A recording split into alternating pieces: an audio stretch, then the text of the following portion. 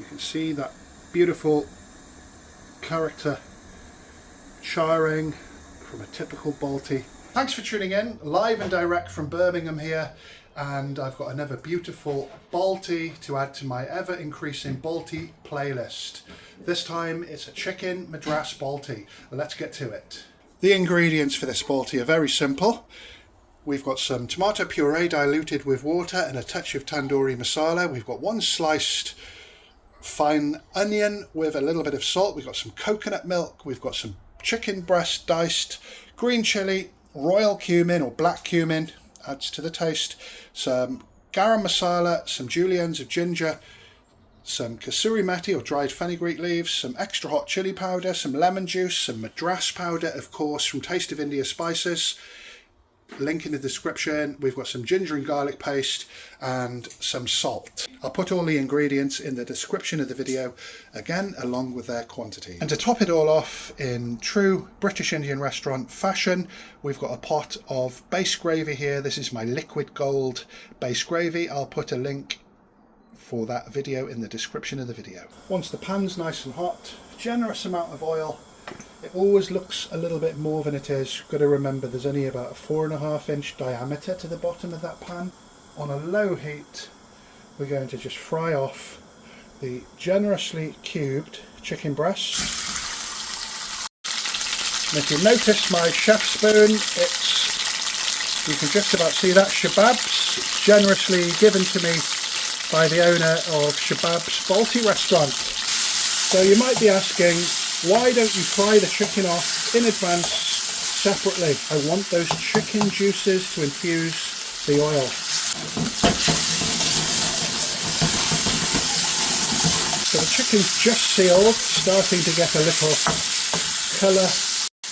Next we're going in with some cumin seed. So the smell of cumin's really come through. Next we've got some really thin sliced onions here. Just need to saute those onions. If the pan runs dry, just add a little bit more oil. A lot of that oil burns away, and we've got the smoke alarm going off, so one moment. Onions are starting to caramelise. Next we can go in with the ginger and garlic paste and salt to taste, so about half a teaspoon of salt. In with the split green chilli, optional. If it's not spicy, it's not good enough. I just love the medicinal properties of Indian food, or should I say Pakistani English food in this respect. So the chicken's cooked through. You can test a bit with your spoon and you can see it's totally cooked through now. And everything's starting to caramelise. We're developing our flavours. Next we're going in with the tomato puree diluted with the water and a touch of tandoori masala. Really gives a great dimension in terms of flavour to a good Balti or any other curry. Next, the Taste of India Madras curry powder, extra hot chili powder, optional,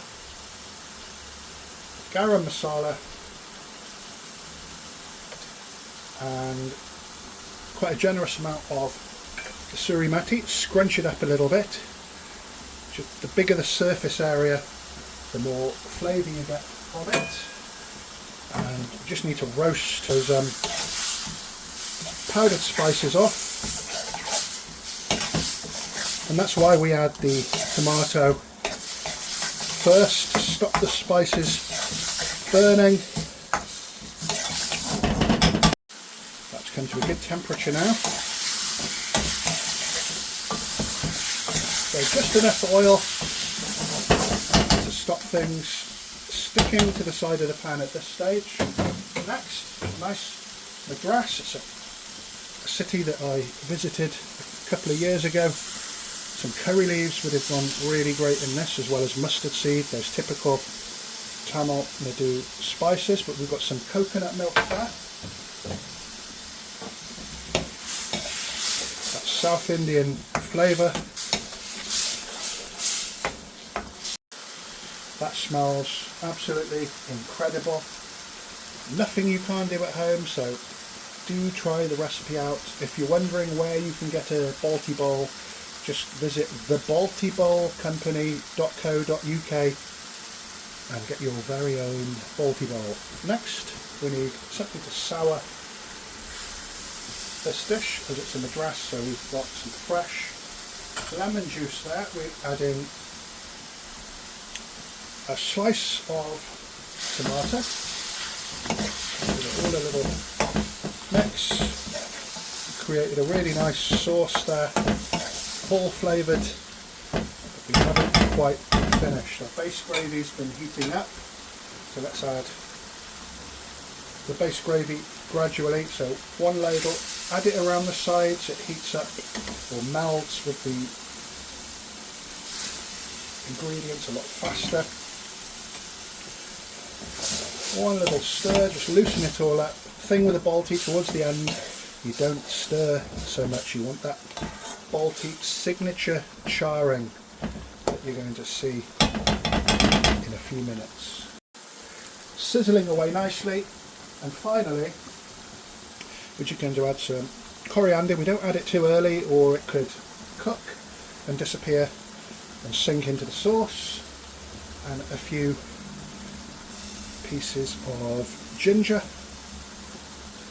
and that is it. So you can see that beautiful character charring from a typical Balti. Really tastes great. So you don't stir it, you want it to sizzle on the edges. What do you think of the dish? Does it look good? Simple as that. One homemade nice puffy light roti, one chicken Madras Balti. This is for the missus. Do you think I'm going to be in her good books? Thanks for watching. Feel free to like, share and subscribe.